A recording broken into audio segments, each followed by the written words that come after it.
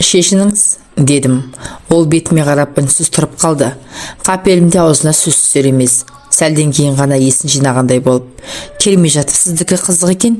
Ентігіміз басы қалсақ болар емес пе еді? Әлде ақшаң төленген деп басынып тұрсыз ба?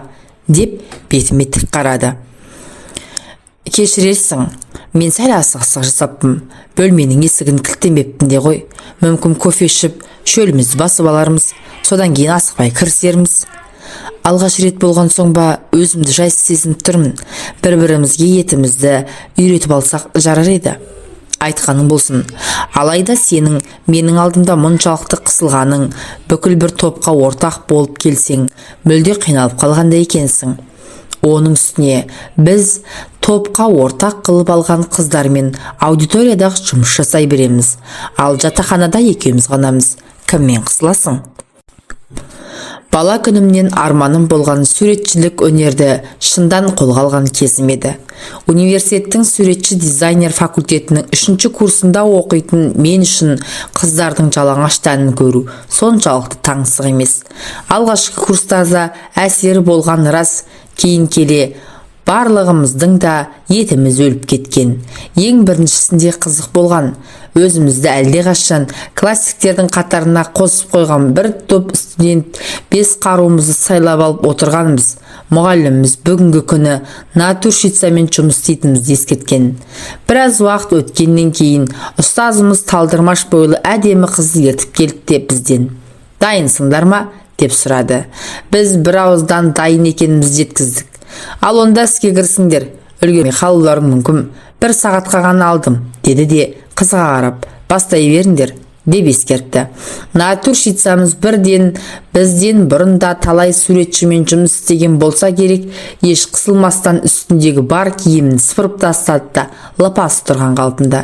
Сіздерге қалай отырғаным ыңғайлы, деді. Біз сол кезде ғана есімізді жиып бір ауыздан, бізге бәрібір деп шулап сала бердік. Тіс қаққан қыз біздің бақырайған көзімізге қарап бір күліп алды да орнына жайғасты. Міне, сол алғашқы натурщицадан бері нешеме қыздың жалаңаш тәнін суреттедік. Бір ғана қызды қатар отырған 6 ай бірдей сурет кескіндегенбіз. Әрине әрқайсымыздың әртүрлі болып шығатынын білетінбіз. Алайда мақтанғаным емес, солардың бірде-біреуі менен асып әспеттей салмаған шығар. Басқа жанрларда жақсы жаза алмасам да, алдымда келген әйелде шабытым қозып, қаламым озып сала береді. Оның үстіне өзімнің сүйіп таңдап алған жанрымның өзіме ұнайтыны да сол портрет жанры. Кейін келе даңқты батырлар, ұлтыранына айналған қазақтың біртуар ұлдары мен қыздарының портретін жасаумен айналысып, көп уақытымды соған арнап жүргем. Әйтсе де, менің де ең жақсы шығармам әйел тақырыбына арналған дүние сияқтанады да тұрады. Сол ең ұлы туындымды жазғамын деп қаншама рет кейіпкерді ауыстырып тауыстым. Өмірдің бар қызығынан бас кештім деп айтпай-ақ қояйын. Бірақ мен үшін өмірдің ең мағыналы да мәнді кездері сол ұлы кейіпкерім мен үлкен туындымды іздеп, әдемі әйелдердің тәнін сыспалап отырған сәттерім екенін айтсам, біреу сеніп, біреу сенбес. Менің қандайда бір мекемені жақсы өткізуім, мерекені көруім, мерекені мереке деп сезінуім үшін осылай сурет салып отыруым керек еді. Бірақ мен күткен кейіпкер де табылмай, үлкен туындымда жазылмай, талай әуре сарсаңға түстім. Курстас достарым мейрамханалар мен түнгі клубтарды жағалап кеткен түндердің барлығында да мен бар қаржыма натурщица жалдап алып, табиғи сұлулықты кескіндеумен отыратымын. Бүгінде сол оймен үлкен дүнием жазылар мекен деген үмітпен мына қызды алып келгенмін. Келе салысымен асығыстық жасап, шешініңіз деп шошытып алғаным да сол. Құштарлығым шыдатпай бара жатса қайтейін. Ол кофе ішіп үнсіз отырды. Мен асай мүсейімді дайындап алып, өз орныма отырдым. Қыздың орнында жақсылап жасап қойғанмын. Шығарма композициясына лайықтап жасалған бұрыштың өзіне арналған қыз кірген бетте-ақ сезген. Байқауымша сол жерде отыруға жүрексінетін сияқты. Тіпті батылы бармай біраз уақыт тұрды. Шөл қанса да кофені қайта сіміре берді. Бар мақсаты уақытты соза түспек. Оған менің шыдадымым жетер емес. Шешініңіз, дедім. Ол өз орнына келді де біртіндеп шешіне бастады. Бірінші үстіндегі жеңіл кофтасын шешіп, қасында тұрған орындықтың арқалығын әлді. Тағы да біраз уақыт қимылсыз тұрып қалды. Мен сізді күтіп тұрмын.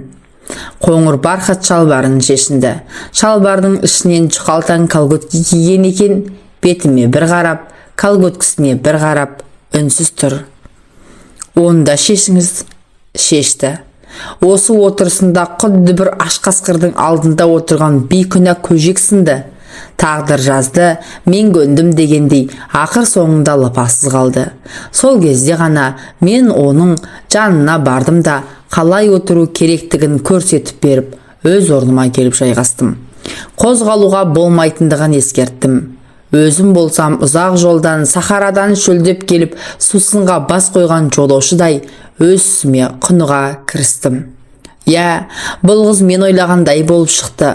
Мен бұл періштені алғаш рет корпустың 3-ші қабатынан кездестіргенмін. Көктемнің жазға ұласар мамыражай шағында көргенмін. Абитуриенттердің келіп бастаған кез еді. Сабағын онша менсінкіремейтін бір академик шал болған. Сол шалдың кесірінен соңғы сынақтан 2 алып қалып, соның әуресімен жүргенмін. Курстастарымның барлығы да ауылдарына әлдеқашан аттанып кеткен тұғын. Мен сол академик атамды іздеп келіп, кафедраның алдында тұрғанда көргенмін. Осы сұлулықта. Жеңіл басып бара жатқан қыздың соңынан қалай еріп кеткенімді өзім байқамай қалдым. Аяқ басына дейін тартып барады. Қолында кішкентай сөмешке мен кітаптар бар. Емтиханға дайындығы жаман емес пе деп түйдім. Мінезінен хабарым жоқ. Дегенмен тал бойынан тардай мін табылмасы белгілі. Алла тағаланың шеберлігіне таңданбасқа шараңғайсы. Өз қалағанын мінсіз қылып жарата алатын жаратушының арманы жоғау.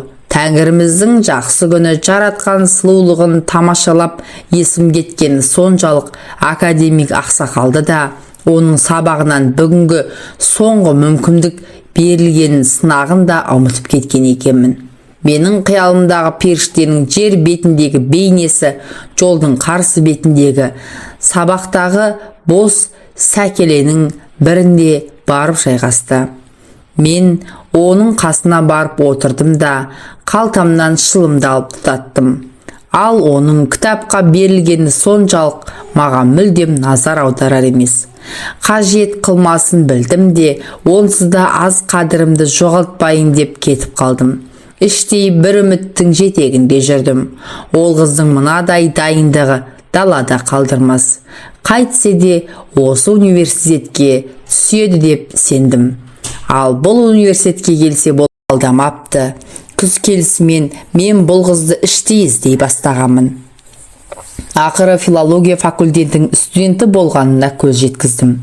Алайда өткен ғасырдың 70-ші жылдарындағы ескі модамен киінетін, қаладағы қаптаған шаштараздарға жылына 2-ақ мәрте бас сұғатын сабалақ шашы маған қарайтындай сыңай танытпағанын үміт үзгенмін. Мен оған ғашық емес едім. Сөз айтып мазасын алсам деген ойымда жоқ. Тек көп аңсаған, зарға күткен кейіпкерімнің прототипін тапқандай ғаламат бірақ әсерде жүргенмін. Бірақ ауылдан келген таң тазалығындай мөлдірлігін жоғалтпаған бота көзге менің алдыма келіп жалаңаш отыршы, мен сенің суретіңді салайын деп қайтып айтам. Батылым бармаған. Құдай салтын саса тез-ақ екен. Кезекті бір сабақ барысында тағы да натурщицамен жұмыс істеуіміз керек еді. Ұстазым нысаналықта тұратын сұлулығымызды ертіп келген. Бастапқыда қарында ұштап отырып аңғармадым. Бір кезде басымды көтеріп қарағаным сол еді. Есімнен танып қала жаздадым. Мынау сол ғой, сол қыз ғой, Құдай-ау. Я, соның дәл өзі. Егер шынымен ол болса, бұл жерде неғып жүр? Бір күш мені орнымнан тұрғызып жіберді. Бүгінше натурщицамен жұмыс істемей-ақ қояйық. Бұл менің қарындасым, дедім де оны сыртқа ертіп алып шығып кеттім. Онсыз да есі кіресілі шығасыл болып тұрған қыз аң-таң қалпында маған еріп шықты. Сыртқа еріп шығып бара жатқанда бұл қызды алып келген ұстазым: «Кешір, мен білмедім, бұл қыздың ақшасы төленіп қойған еді», деді. Әртүрлі тапсырыстар орындап жүргендіктен қалтам құрғамайтын. Көктен іздегенімді жерден тауып берген көкеме керегін ұстатып жүре бердім. «Я, біз настурщицаларға қомақты қаржы төлейтінбіз. Бір сағаттай алдыңда жалаңаш отырып берген үшін жас мұғалімнің бір айлығы көлемінде ақша алады. Әрине, олар үшін де көп еркектің ортасында жалаңаш отыру оңай емес. Бірақ бұл өнер ғой. Оның үстіне суретшілер жабайы емес. Бәріне де салқынқандылықпен қарап үйренген. Мына бейшара қызда амалсыз келген екен. Сыртқа шыққаннан кейін біраз жер үнсіз келе жатты да: «Сіз жаман ойлап қалмаған шығарсыз», деді. «Біздер жаман ойлай алмаймыз. Ақша керек болған соң келіп едім. Ақша елдің бәріне қажет. Ешкім еріккенен емес, ермектен емес. Бәрі ақша табу үшін келеді бұл жерге. Жоқ, маған аяқ астынан қажеттілік туындады. Тез арада табу керек болған соң құлбыралымның ешқайсысы маған көмектесетіндей күйде емес еді. Жалғыз жол осы болды», деп үзіліп, жұлып бір нәрсе дегендей болды. Өзінің айтысына қарағанда бұл қыздың сабақ үлгерімі жақсы болған, білімі мен білігіне деген сол сенімнің жетегімен қысқы сессиядан қиналмай өтем деп жүрген. Сақтық жасап өзге курстарынша сынақта берем деп ауылдан ақша сұратпаған. Сұратқан күнде де шалғайдағы әке-шешенің жағдайы белгіледі. Соларды қинағысы келмеген. Әйтсе де жоғарғы курстағылар басқа сабақтардан өз күштеріңмен алсаңдар да Есімжан Қасымжановтың сабағынан ала алмайсыңдар. Соған берелеріңді қалталарыңда жүрсін деп ескертуін ескерткен. Сөйткен Есімжан ағасы бұл қызды қайдағы жоқ сұрақтарды қойып сүріндіріпті. Тығырықтан шығар жол осы деп үлкен курстағы бір қыз бізге жол сілтеп жіберіпті. Бастапқыда бас тартқанмен тәжірибелі қыздың: «Былтыр дәл сен құсап қиналғанда мен де барғанмын. Олардан қорықпа, олар өнер адамдары. Сені жемейді, тек суретің салады. Болды, ұялатындай түкті жоқ», деп үгіттеп көндірік алып келген екен. Содан бері доспыз. Қиналған кездерінде келіп тұрады. Мен көмегімді аяған емеспін. Тағы бір жолы көмек сұрай келгенде: «Мен сізге қарыздар болдым-ау», деген. Мен сол кезде жайлап қана: «Көңілімнің қошы болғанда шақырармын. Сол кезде сөзімді жерге тастамасаң болғаны», деп жайлап қана құлақ қағыс жасағанмын. Қыз үнсіз келісім берген. Осы бір көзімен берген уағдасынан кейін үлкен дайындықта жүрген едім. Соңғы реті бүгін келді. Мен оны шақырдым. Бастапқыда қолының босамайтындығын айтып, басқа күнге ысырғысы келгенмен уәдеміз бойынша келетін болып шықты. Енді міне алдыма отырғызып қойып, мәрмәр кейпін ақ қағазға көшіру үстіндемін. 4 сағат бойы қозғалмай отырып берді. Жұмысым аяқталған соң қарап отырып таң тамаша болдым. Мен іздеген сұлулық осы еді. Көп күткен кейіпкерімді таптым. Үлкен туындым дүниеге келді. Қуанышымда шек болмады. Өз шығармамнан ешқашан мұндай әсер алған емеспін. Аяулы кейіпкерім өзінің суретін көргісі келді. Қанша қалап қиылып сұрағанмен оған өзі әспеттелген портретті көрсетпедім. Және себеп жоқ емес. Бұл қыз мен үшін бар болғаны кейіпкерімнің прототипі ғана. Ар кетсе философия факультетінің озат студент деп қабылдаймын. Сұлу қыз екені екі бастан белгілі. Басқа ойымда жоқ еді. Бүгінгедей аталы күні атаусыз қалдыруға болмас деп шестім. Бір арзанқол кафелердің біріне барып дастарханға жайғастық. Өзіме ең қымбат коньяк, оған жеміс шырынын алдым. Екеуара әр нәрсені сөз қылып отырдық. Ол маған шығармашылық табыс тіледі. Мен оған бақыт тіледім. Осылай тост көтеріп отырдық. Еркек болған соң Сол да сәл қызыңқырап едім, өтірік айта бастадым. Саған ғашықпын, сенсіз өмір сүре алмайым дедім.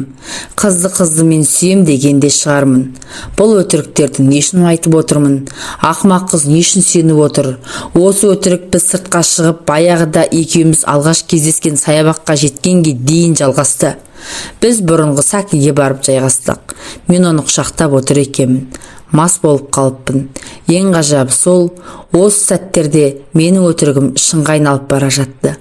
Саған ғашықпын, сенсіз өмір сүре алмайым дегендерімнің барлығы да о басында айтылған өтірік болып басталғанмен, бірте-бірте кеудемдегі шындығыма ұласқанын байқадым. Өтірік еді ғой. Сенің өнерге деген көзқарасыңды білгім келеді, дедім, оның шаштарын саусақтарымен салалап отырып. Ол болса иығымнан басын көтермеген қалпында.